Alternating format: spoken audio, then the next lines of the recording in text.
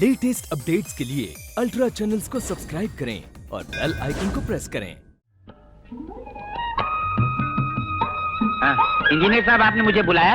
हाँ, तुम इस गांव का हिसाब किताब रखने वाले मुनि हो ना, इसलिए मैंने सोचा कि तुम्हें वो जगह दिखा दूं जो मैंने डैम बनाने के लिए चुनी है। हाँ, दिखाओ।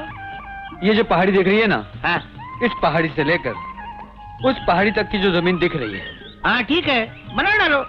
सरकार ये जमीन भी ले लेगी। हाँ, ले लो। आगे सुनो, और ये 500 एकड़ जमीन भी ले लेगी। हाँ? ये जमीन भी? हाँ, डैम बनाने के लिए यही जगह मुनासिब है। मैं अपनी रिपोर्ट तैयार करके इरिगेशन डिपार्टमेंट को भेज रहा हूँ। अरे ठहरो साहब, ठहरो। ये जमीन ठाकुर साहब की है, यहाँ अच्छी खेती बाड़ी होती है। तुम इसको भी पानी के नीचे डुबा देना चाहते हो? डैम बनाने के लिए अक्सर हजारों एकड़ जमीन, खेत, रास्ते पानी के नीचे डुबोने पड़ते हैं। शेर सिंह का नुकसान होगा, लेकिन गांव वालों का हमेशा के लिए फायदा हो जाएगा। अरे गांव वाले के चूल्हे में शेर सिंह को अगर पता चलेगा, वो तुम्हारा देहरादून बना डालेगा। देहरादून बना डाले या बुरहानपुर, अगर शेर सिंह ये जमीन नहीं देगा तो गवर्नमेंट ये जमीन उससे जबरदस्ती छीन लेगी। अरे मेरी बात समझने की कोशिश करो। अगर उसको पता चलेगा, तुम्हारा जीना मुश्किल कर देगा, तुम्हारा भाखड़ा नगर बना डालेगा।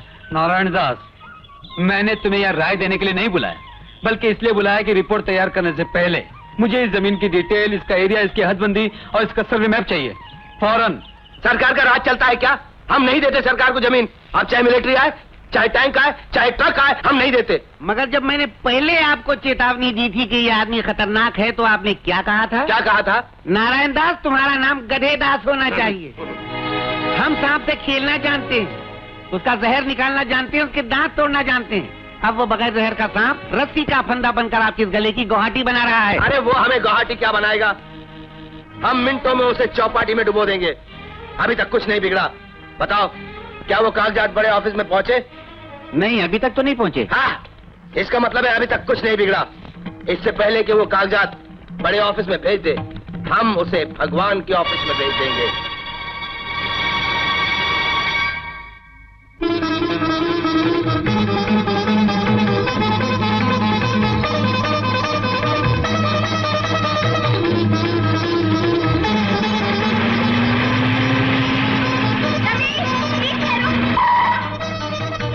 क्यों? खुदकुशी करने के लिए तुम्हें मेरी जीप मिली थी? नहीं, मैं तुम्हें बताने आई हूँ। मेरे डैडी ने तुम्हें मारने के लिए गुंडे इकट्ठे किए हैं।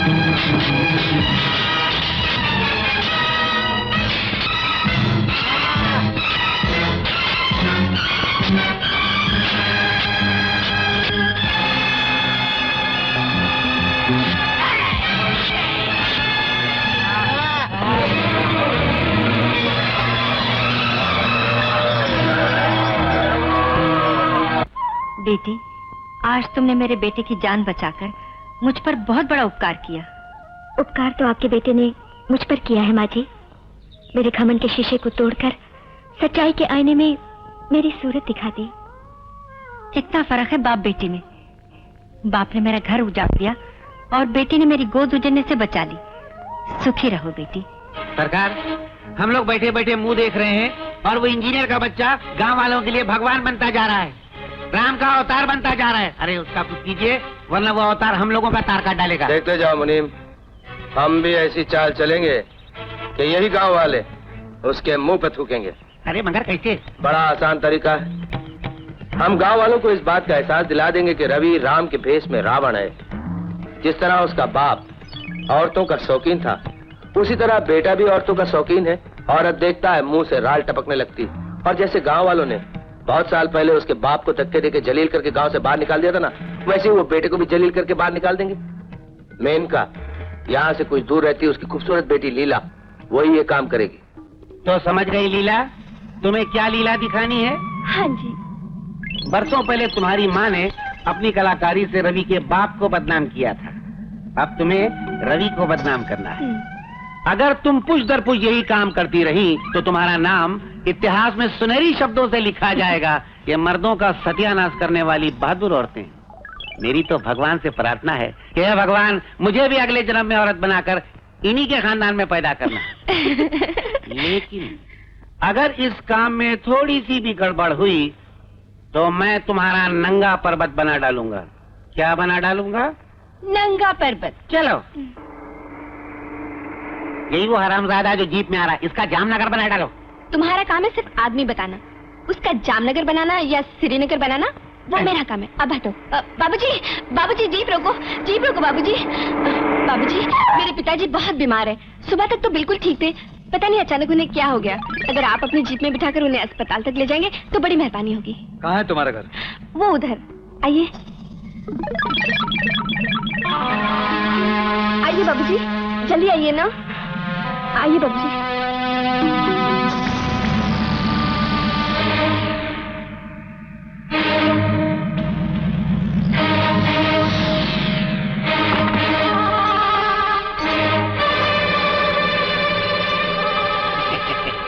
अब इज्जतपुर का फालूदापुर बनाता हूँ। अरे वो अपना इंजीनियर रवि है ना, सारा गांव भगवान का अवतार समझता है। हाँ। वो शैतान का अवतार निकला। क्या कह रहे हो मुनीम? हाँ, वो एक औरत के साथ उसके मकान में अकेला घुस गया। मुनीम ऐसी बातें मत करो, हो सकता है वो उससे राखी बनवाने के लिए गया हो। राखी बनवाने के लिए कपड़े उतारने की क्या जरूरत है? क्या उसने कपड़े उतार दिए? मैंने अपनी आंखों से देखा। मैंने घर को बाहर से ताला भी लगाया, ये उसकी चाबी है। मुनीम, अगर ये बात सच निकली, हम उस इंजीनियर को जूते मारकर अपने गांव से निकाल देंगे। क्यों मेरे इज्जतदार भाइयों? अरे ओ राम के अवतार का ढोंग करने वाले ढोंगी, बाहर आ। गांव की पवित्र धरती को अपवित्र कर दिया। थू थू थू थू। शराफत की वर्दियों में कैसे कैसे बेईमानों ने शरीर अपने छुपा रखे। इससे कहो बाहर आए। चले इंजीनियर, बाहर आ। तेरी शराफत का भाखड़ा नंगल डैम फूट चुका है, क्योंकि उसमें बेईमानी का सीमेंट मिला हुआ था। चल बाहर आ रे, और उस बुलबुल को भी लेकर आ जिसके साथ में खटबंडू बना रहा था।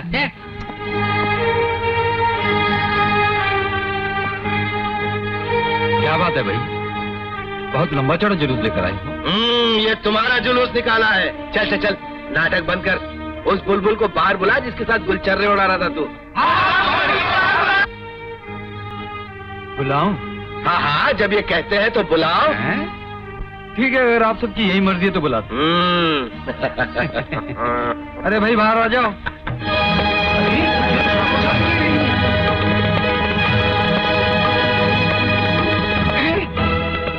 ये अंदर तो लीला गई थी, वापसी में रामलीला कहाँ से आ गई? ठाकुर साहब, ये क्या तमाशा है? अपनी बेटी को रवि के साथ इस घर में बंद कर दिया, अब हम सबको दिखाने के लिए यहाँ बुला लाया। ये बहुत गंदी बात है। एक बात के लिए इससे गिरा हुआ मजाक और नहीं हो सकता। चलो भाइयों चलो। कुत्ते, गधे, सुअर, उल्लू के पट्टे। एक मिनट, जानवरों के नाम बाद में गिराना, मैं जरा इनसे 1 मिनट निपट लूं। तुम ये यहाँ कैसे आ गई? कैसे मतलब? क्या तुम्हें मालूम नहीं? मैं यहाँ कुछ देर ऐसे ही बातें करने के लिए आई थी। बाद में जब जीप में रवि आया, उसके अंदर आते ही तुम बाहर से ताला लगाकर भागे। मैं चिल्लाती रही, मुनीम अंकल, मुनीम अंकल। और तुमने मुझे देखा, मेरी आवाज सुनी, फिर भी भाग गए। क्यों? मेरा मजाक उड़ाने के लिए? डैडी को सारे गांव में बदनाम करने के लिए? छी छी छी छी। अब डैडी गांव वालों को क्या मुंह दिखाएंगे?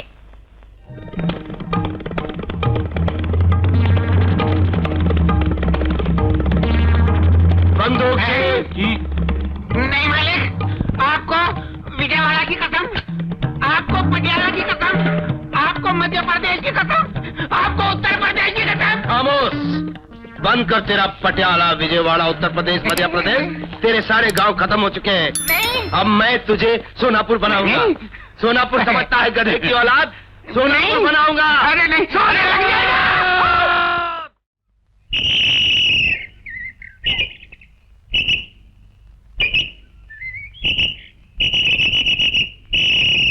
ये क्या पागलपन है?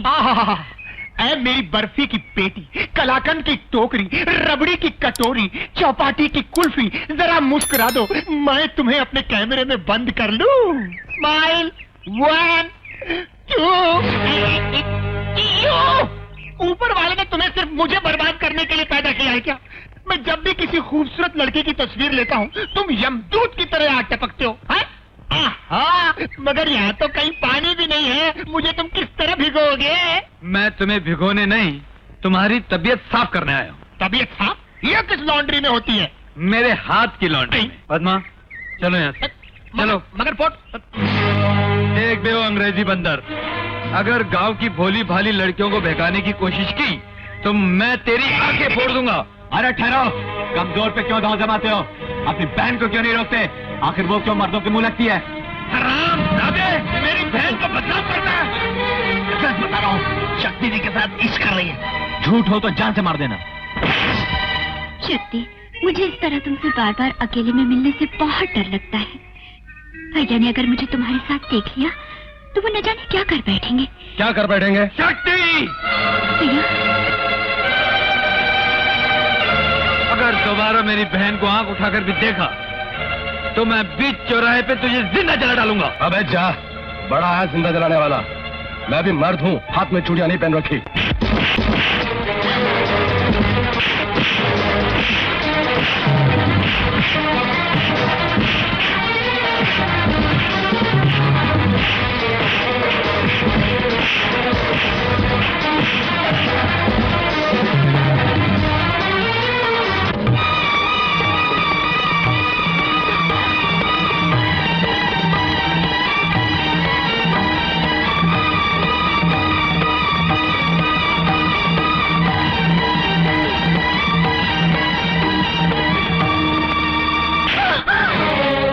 जानती हो हमारी लड़की ने क्या किया?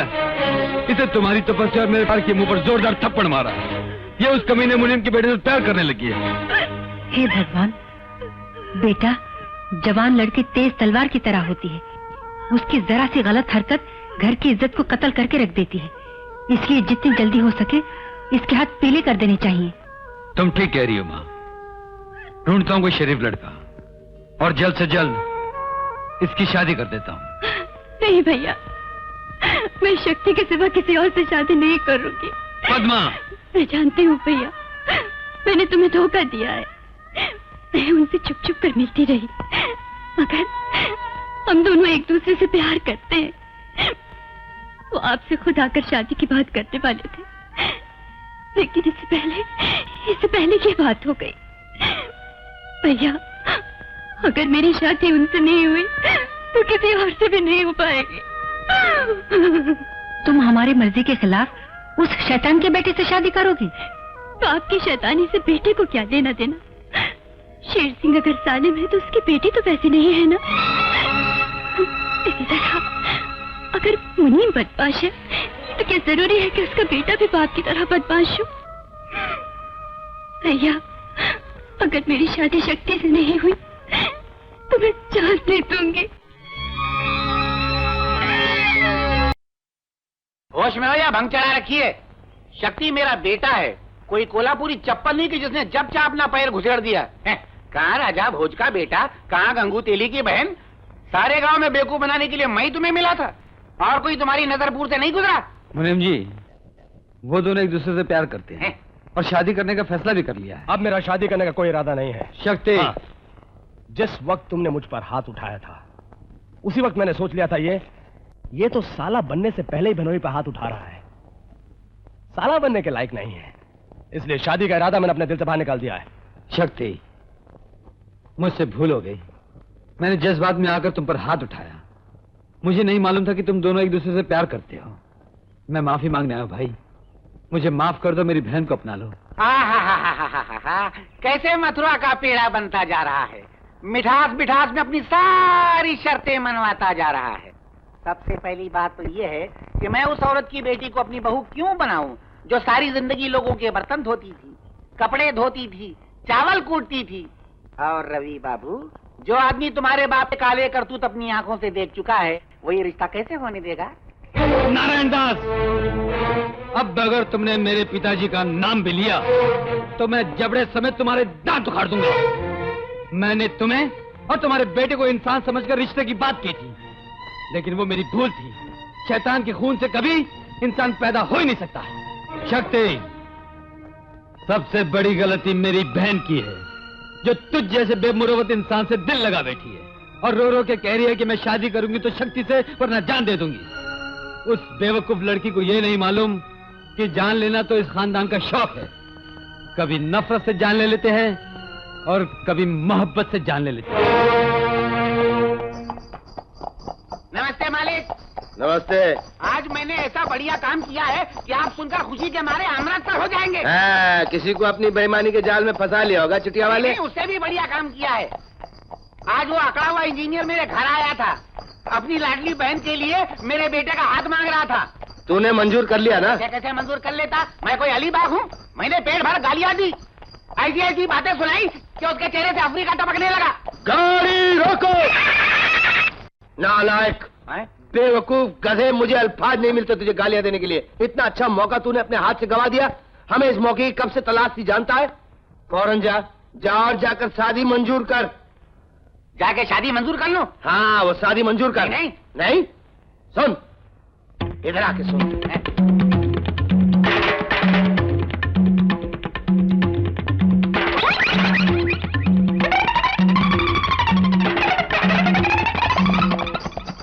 ये तुम क्या कह रहे हो शक्ति? तुम पद्मा से शादी करने के लिए तैयार हो? जी हाँ। उस दिन गुस्से में मैंने ना जाने क्या क्या बकवास कर दी। बाद में मुझे एहसास हुआ कि मैं पद्मा को भुला नहीं सकता। किसी और से शादी कर लूंगा तो मेरी जिंदगी बर्बाद हो जाएगी। इसलिए आपसे माफी मांगकर मैं आपकी बहन का हाथ मांगने आया हूं। हो सके तो मुझे माफ कर दो। नहीं नहीं शक्ति, इसमें माफी की क्या बात है? मेरी बहन का घर बस जाए, मेरे लिए इससे बढ़कर खुशी की बात और क्या हो सकती है? लेकिन तुम्हारे पिताजी... मैंने उन्हें मना लिया है। वो भी अपने किए पे बहुत शर्मिंदा है। अंदर आने से घबरा रहे थे। बाहर खड़े हैं। बाहर खड़े? अरे अरे मुनीम जी, आप यहाँ क्यों बैठे हैं? क्या बताऊं बेटा, अपनी बदतमीजी के शब्दों ने पैरों में बेड़ियां डालकर यहीं बिठा दिया है। बेटा, तुम पढ़े लिखे हो, तुम्हारा दिल हिंदुस्तान की तरह महान है। पुरानी बातों को भूल जाओ और हमारे रिश्तेदार बन जाओ। आप ये क्या कर रहे हैं? आप जो कहेंगे मुझे मंजूर है। तो फिर 3 दिन में इनका लगन कर दिया जाए। 3 दिन में? हाँ, इसकी कुंडली यही कहती है, वरना 3 साल इंतजार करना पड़ेगा। क्या क्या क्या सोच रहे हो? हाँ, कोई बात नहीं। अगर भगवान को यही मंजूर है तो 3 दिन से आप शादी की तैयारी शुरू कर दीजिए। तुम्हारी ये बात सुनकर मेरा दिल हैदराबाद की तरह आबाद हो गया। चलो बेटा, अपनी किस्मतपुर का सितारा बहुत जोरों पर है।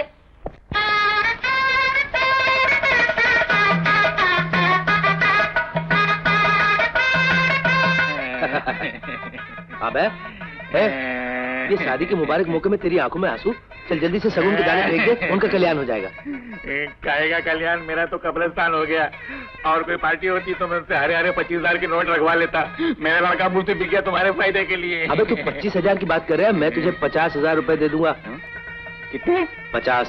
तो पहले क्यों नहीं बता? खामखा इतने आंसू निकलवा दिए। अबे देख, जल्दी से रोना बंद कर दे। एक तो वैसे तेरी शकल खराब है, ऊपर रोएगा और मनुष्य लगेगा। नाक पहुंच। अबे क्या कर रहा है बे? चल चावल फेंक, चावल फेंक।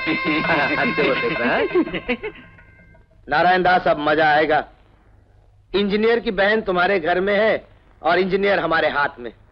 हम उसे इस रिश्ते की डोर से ऐसे नाच नचाएंगे कठपुतलियों की तरह, हर काम करवाएंगे उससे।